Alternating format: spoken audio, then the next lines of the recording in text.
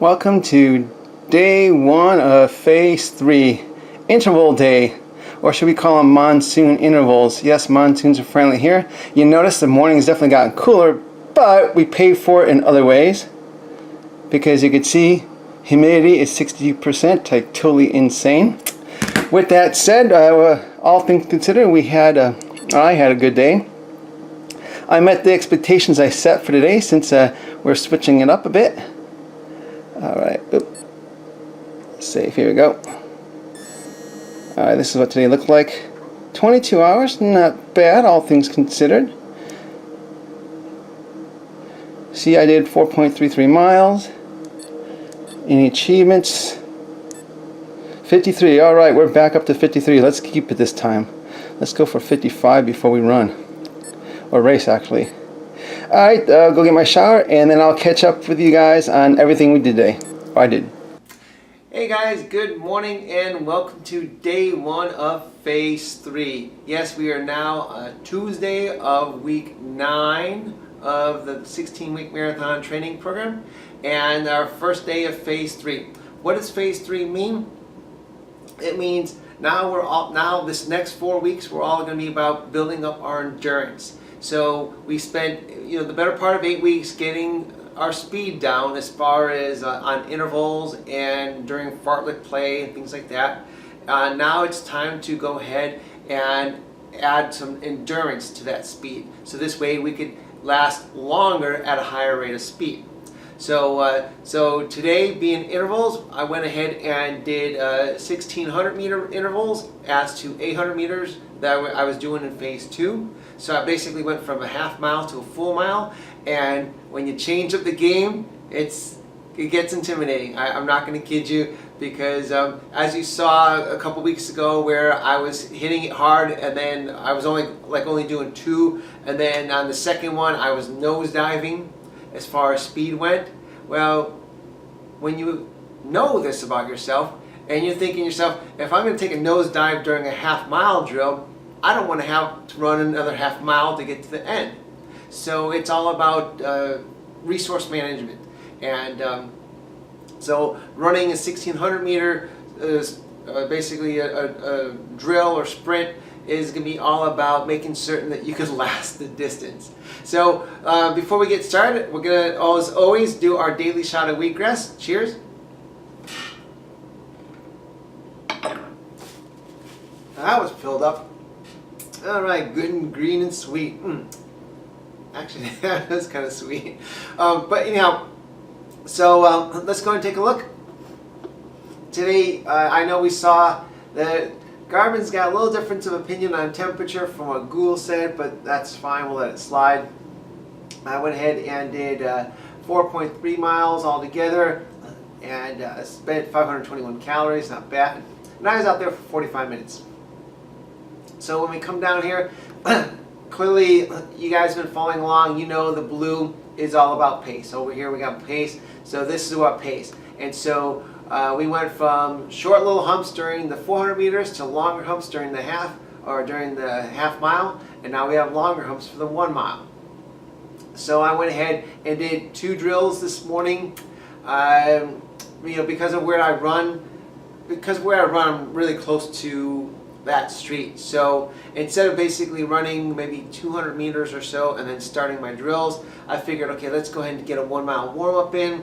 And so this way I have to come back and at least I have a good mile under my legs already. So I think that kind of warm up is helpful. So that's why you get this little long hump at the beginning. The white break here is me stopping for cars. You get the long hump in the beginning, and then of course before, when I was doing 800 meters, I was trying to rest about 3 minutes in between. Now I'm bringing it up to 4 minutes, because let's face it, I've been on my feet basically running for the better part of 6.5 or 7 minutes or whatever. So a little bit longer recovery isn't so bad.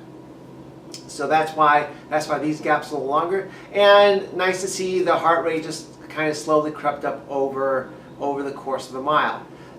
This morning again I had that heart rate strapping issue, so I had to get that wet, which is why we had this artificial spike. And then even at the end, I think I was adjusting my heart rate strap at the end, which is why which is why even my recovery mile on the way back seemed I had some weird spikes on that.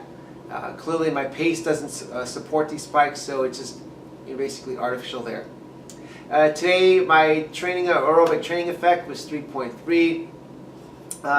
Comparing to last week to some degree, not entirely. Last week I was only at training effect 3.0, so definitely I put a little bit more effort in today, and that was good. Now also, I had on Saturday I talked to you guys, I showed you guys about the velocity of VO2 max, the VVO2 max, and I set my watch for that today, and yes, unfortunately, because it's only records in real time, it doesn't give you some sort of history on that. What I did was maybe about 100 meters to what would be my finish, like the finish of my first drill or my first split. I went ahead and clicked over my watch just to see what it was doing, and my first split, according to the way that my watch is set up, it was claiming I was pushing at 116% of the velocity of VO2 max. So you can definitely say I was definitely in a lactic threshold kind of run as far as pace goes, which is good. That's good. Now my second time around, I looked and I was only at 110. So kind of interesting about some state of adaptation as far as your body goes. Now I will admit I felt a little bit more warmed up taking off on my second split, although the numbers show that yes, I did fade a little bit the second time around, but I didn't tank per se. So with that, this is what this this is what today looked like. Went out a mile again to get warmed up. Now coming back, my two splits, the two splits I did, they were only 98 hundredths of a mile, and the reason for that is because where I run, when I start, I could see the stoplight because there's street lights. Where I start, I could see the stoplight a mile down the street, so I could tell you what color the street light is at before I even click my watch and take off. That's how beeline of a shot I have. But it's my opinion that 1 mile, geographical mile, is not curb to curb. It's pretty much the center of one street to the center of the next street. That's where that mile comes in. And so this is why if I only technically run curb to curb, because I'm not going to dart into traffic, this is why my splits come up just a little short. But within reason, we're looking at 98 hundredths of a mile. First time out, I average pace was 6:32. I kind of rolled into that mostly because, like I was sharing before, I didn't want to tank. My concern was, okay, how much pace can I actually hold for the course of an actual mile? And so I definitely comfortably rolled into this. And second time around, I brought it down a few seconds, so I finished off at 6:29. Now I'll pull this up, and yeah, I definitely had a faster average moving pace, and but I definitely tanked a little bit at the end, and that's fine. But all in all, not too bad. The heart rate. Hang on, take a second back. The heart rate clearly on my second one, I peaked out at 179. Okay, that's threshold stuff for me, which is fine. Average cadence 190 both times out. Okay, not too bad. And again, because I'm new to the mile as far as drills go, I was kind of holding back a little bit because I knew I needed to live through the mile. And then of course, I definitely didn't want to tank. Now, what I did do though was I found what I thought was going to be a comfortable pace, and I made certain I could live through the half of that. And then, if my body felt like going faster, I let it go faster because I only had a half mile left. So that's a nice way of kind of managing the distance. But so yeah, average cadence 190 strides, and now this is impressive.